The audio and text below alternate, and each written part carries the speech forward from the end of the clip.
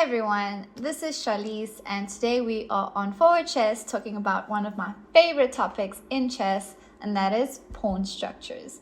We're going to go through the basics and look at examples from chess books available on Forward Chess and just get to know what's what about pawn structures and where they can lead to. So stay tuned, let's have some fun. Now pawns, they're the soul of chess. At least that's what Flores said. And that's because they are very important in our positions. They decide the structure of the game, where the pieces can move, how much space you have. And having good pawns can give you a big advantage, whereas having bad pawns can give you a big disadvantage. Today we are going to take a look at a few different structures, namely double pawns, passed pawns, backward pawns, and isolated pawns. Let's get into it. So let's start off by talking about double pawns. They are pawns of the same color on the same file. And now we are taught at an early age that double pawns are bad, and a lot of the times they are, but they can also be good to your position. So we'll take a look at an example of where double pawns can be good, but in this particular one, they are not great at all. White has double pawns on the B file and even triple pawns on the H file. Even though white is up in material, white has more pawns than black, that doesn't matter because these pawns basically could be won since they're not going anywhere. In this position, black has we call this a passed pawn, which we'll be looking at later, which black will just run through and use as a decoy while the king can go and munch up any of these other pawns white has. Of course, when you have bad double pawns, you will try to undouble them. In this case, white can play a move like a3, hoping black captures, so white captures back with the b pawn and doesn't have any more double pawns. But black, knowing a little something about chess, can completely ignore that and just starts moving the king to bring the pawn down. Captures, and these double pawns once again are not going anywhere. By the way, we are using the position search function right now on Forward Chess. It's really great. Basically, all you do is if you have a position you want to find in the book, you copy and paste the FEN in this box over here, and a list of books will come up. So let's use an example. I'm going to copy and paste the position that we are talking about next in this little box, and you can see that this position, it comes from London system and it is found in quite a few books. So no matter which side you're playing with, there will be the book for you based on the position that you are trying to find. We're just using it as our little analysis board for some of our pawns. So we have arrived at our next position. In this case, we are going to be black. We have just pushed our pawn to c4, challenging this white queen, who can move back, but will then lose this b2 pawn. So white captures the black queen, and oh no, black has to capture with the a pawn, meaning that black has double pawns on the b file, which should be bad, right? Well, not in this case.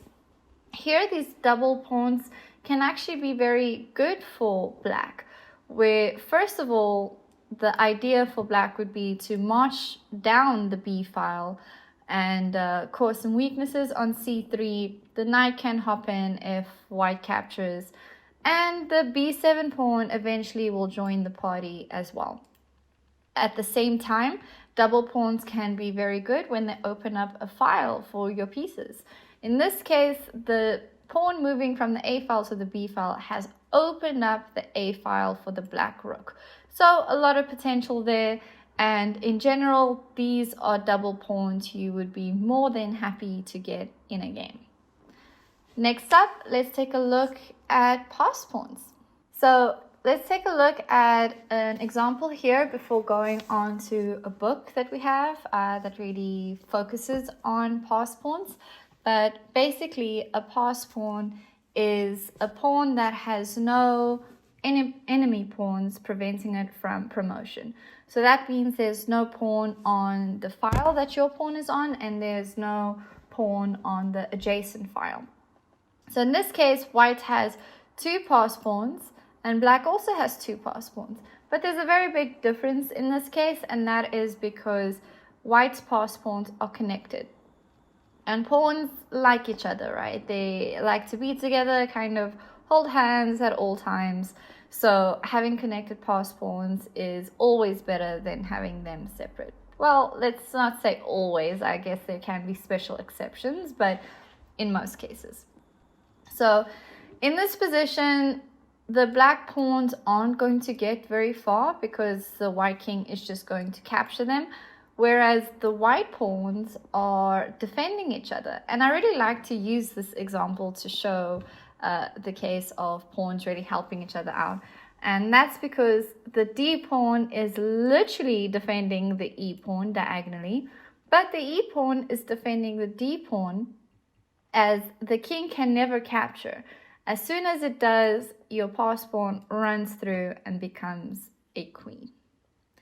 Now, let's take a look at an example of pass pawns in the middle game. And this is turning up the difficulty of this topic just a little bit. This was a basic example. The examples we have done are basic, but let's go into a more complicated position. So now we are at a forward chess book on the Forward Chess web app, a book by Sam Shankland, one of US's top players, and it's called Small Steps to Success. I did an interview with Sam where he spoke about pass pawns and this new discovery he made while writing this book of pass pawns in the middle game and how important they can be for your attack. Not just because pass pawns are you're going to use to promote. In the middle game, that's not always possible. Of course, lots of pieces on the board, but they can be used to as your advantage of kind of being a distraction for your opponent, blocking your opponent's pieces. They have just so many benefits if used correctly. And in his book, he deals with pass pawns in the middle game and the end game, showing you examples from real games. This one is from his own game. So you can see we are white in this position. White is already very comfortable and has this wonderful pass pawn on c7, which is not necessarily wanting to promote right now, but it's going to become a key player in this game. So let's quickly take a look at the game of Sam said that, that's just been theory up to this point right now, and white has already made a piece sacrifice to get this wonderful pawn structure. But you'll see more sacrifices are coming, and the pawns are what gives white this amazing advantage. It's not always about your bigger pieces. Pawns can be so important in your position that they decide the evaluation, even if you are down in material. So in this position, black moves g3, of course, getting some kind of counterattack on the king side, since white is completely dominating the queen side. There is some analysis here, but we'll just skip over it to get to the end position really quick. H takes g3, f takes g3, bishop takes, knight h5, attacking our bishop. Black is trying to get some play, and that's the thing about pawns. They can really restrict our opponent's pieces, particularly bishops, as they're looking directly at them, and really pawns can close the position. Bishops like open positions. So in any case, knight h5, attacking the bishop, but Sam decides to leave it with d6. And what this d6 move is doing is it is a discovered check. Let's get an arrow up in here. It's a discovered check on the king, but it is also connecting these two pawns. So now we have wonderful connected pass pawns. And at this point, the game is close to over, I would say, for black. But white, of course, has to take it all the way. And that's what happens. Black moves out of the way. Knight takes d7, trading off, opening the rook. Black recaptures, rook fd1. The focus is not this bishop. The focus is this wonderful pawn on d6 that's supporting its buddy on c7. So although this is, grandmaster game, it's a little complicated. It's just really nice to see how important pawns can be. Like, this is a very good example of that. So white allows black to capture on g3, just giving a piece. Now I have one bishop, you have a bishop and two knights, but I have my pawns. So the final move, the final blow, shall I say, is bishop takes b5. And this is just wonderful position for white, attacking the black queen. This d pawn is going to move up next, and one of these pawns will promote. And it doesn't really matter that we're down in material. It is just such a big advantage, and black resigned in this position. So this book gives you little notes of what you've covered. And here he says, a pass pawn in the middle game often poses no threat of becoming a queen, but connected passes can sometimes run straight down the board. It is often worth investing material to gain connected pass pawns or to advance existing connecting passes towards promotion. And that's exactly what he did here, right? He sacrificed his pieces to get his connected pass pawns. Really great example, really great book as well. Let me just quickly show you the chapter title names, which I like a lot. And it's very funny, I would say. Unstoppable, Single and Happy, Single on Valentine's Day. These are, of course, not connected pass pawns, but solo ones. And Rios goes into the end game, so having them both in the middle game and the end game. And the concepts, he explains them, and then there are exercises afterwards. So here we had identical twins. For an exercise, maybe let's put one up so you can pause the video and just take a look at this position. White has played well up to this point and has a highly promising position. How can he best exploit his advantage?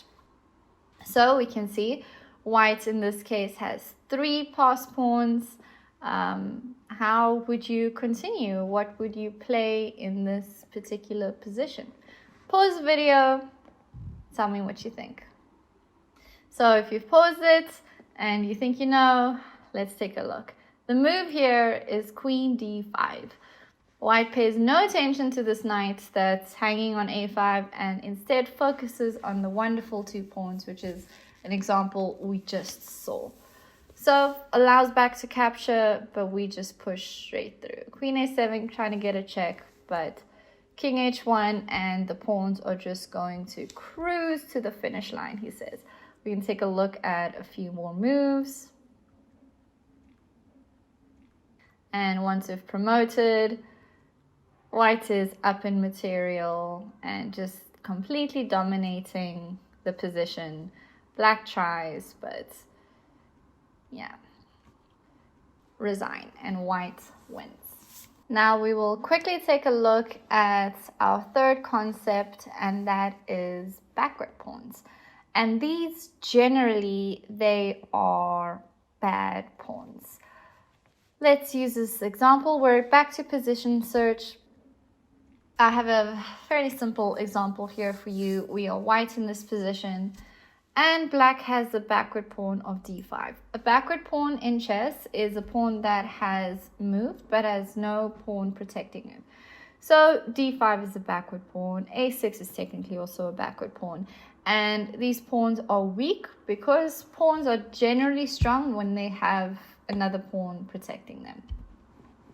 And in this case, there is no pawn protecting, so there's just absolute carnage can be wreaked on this pawn. White already has 2 attackers, black has 2 defenders, but with a simple move like queen b3, this pawn is not going anywhere and it's going to be captured soon.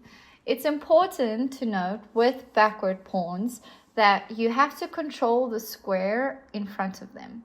If the C pawn was not here, then this D pawn would have just run through and become strong as a pass pawn, which we just covered. So generally, you don't want your opponent's backward pawn to move forward. You want it to remain at the back. And yeah, just do that by controlling the square in front of it. Sometimes it also makes sense, not in this case because we can just capture the pawn, but knights are really great pieces to put in front of a backward pawn. Usually this is an outpost square. We'll have another video on that. But it just completely stops this pawn from becoming anything it wants to in life. So with that being said, let us look at our final topic, isolated pawns. We have one example here on position search, and then we're going to take a look at an example from a really great book on pawns and pawn structures called Chess Structures. We'll get into that now. But an isolated pawn is, as the name suggests, a lonesome pawn, a pawn that doesn't have any friends around it. Simply put, it is a pawn that has no friendly pawns on its adjacent files. So in this position, black has an isolated pawn here on c6. It's isolated, it's away from its other pawns, it is alone. a7 is also an isolated pawn. But of course, c6 is the one that's on a semi-open file. So, by the way, a semi-open file is a file with one pawn on it, and an open file is one with no pawns on it. So, in this case, semi-open file, it's very simple to attack. We bring the rook to c1, putting pressure on the c6 pawn, and it's a hanging pawn. Nothing is defending it. Important to note, we don't really want to attack weak pawns with pawns because then you're just trading a pawn for a pawn. Whereas if you are attacking weak pawns, try to do it with your bigger pieces so that you can actually win the pawn and not just trade.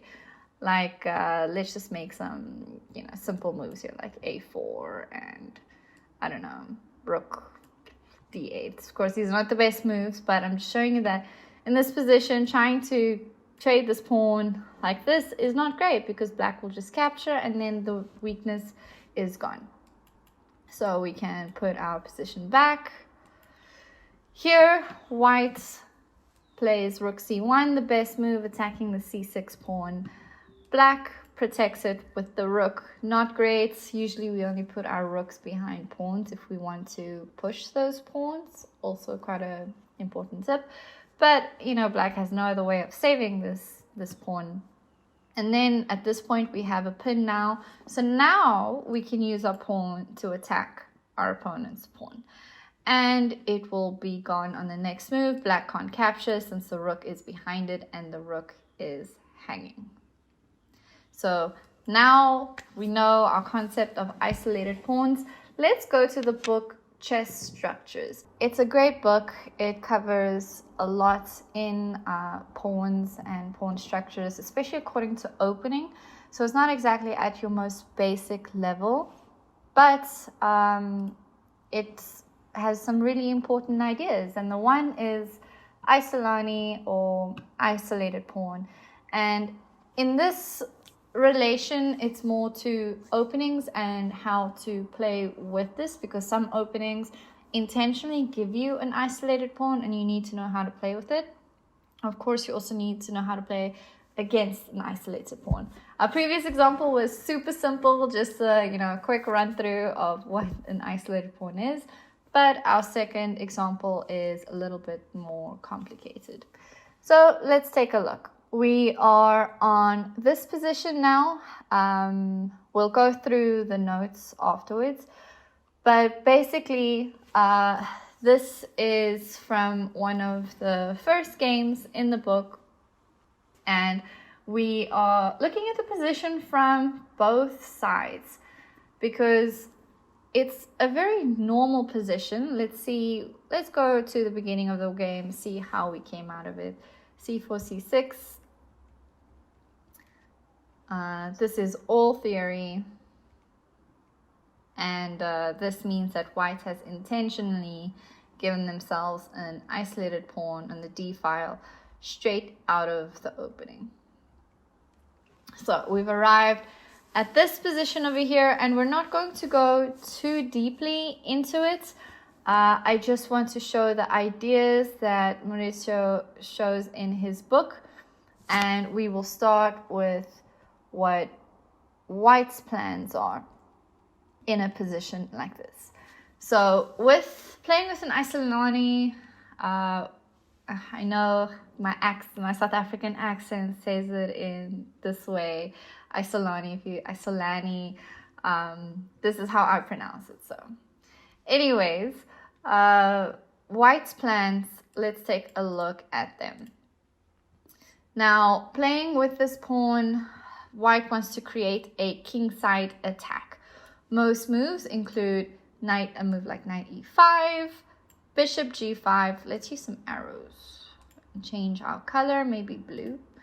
So we've got moves like knight e5, bishop g5, queen d3, bishop c2, which is always a possibility of bringing the bishop back here. Rooks e1, d1, very normal setup in openings. And basically, white wants to use the fact that this isolated pawn has given their pieces space to move. So in that case, it can be good in your game, since you've got this range of motion for your pieces. You've able to execute an attack like this. And a lot of the times, what white can do with this pawn, or a very clear-cut plan, would be to open up the position even more by pushing it forward all the way. Now, of course, black wants to prevent this. So, black's plans, let's take a look. Black wants to trade off into the endgame, because in the endgame, if we had to remove all of these pieces from the board, this would be a really great position for black, because the D pawn, the isolated D pawn, is weak and can be targeted, can be captured. It's just going to be a fairly simple game. In the middle game, it's a little bit different because this pawn can be used for good. So as black, you want to trade off pieces over here. A lot of the times, you will also keep your knight on d5, just to prevent, and we spoke about this with backward pawns, placing a piece right in front of the pawn to stop it from moving forward. So usually playing against an isolated pawn, this is the d pawn in openings like this. This is a normal idea, to place a piece in front of it, and usually our knight is our best outpost square. What would you play in this position for white? And let me know in the comments which side you would prefer to play for. As I said, this book is great. It covers all kinds of pawn structures arising from different openings. So I think it's for all levels, because it starts with something as simple as this isolated pawn and goes into the more complicated setups of openings. But whatever the case, I think it gives you such a deeper understanding of the openings if you understand its pawn structure. And yeah, really great book. Go check it out. This one along with Sam Shankland's. We will link them both down below. I hope that you learned a little something today. We try to cover a diverse difficulty level, from beginner to a little bit more intermediate, since that is what these books do. So yeah, let us know in the comments what you think and what you want me to talk about next time. Until then, bye.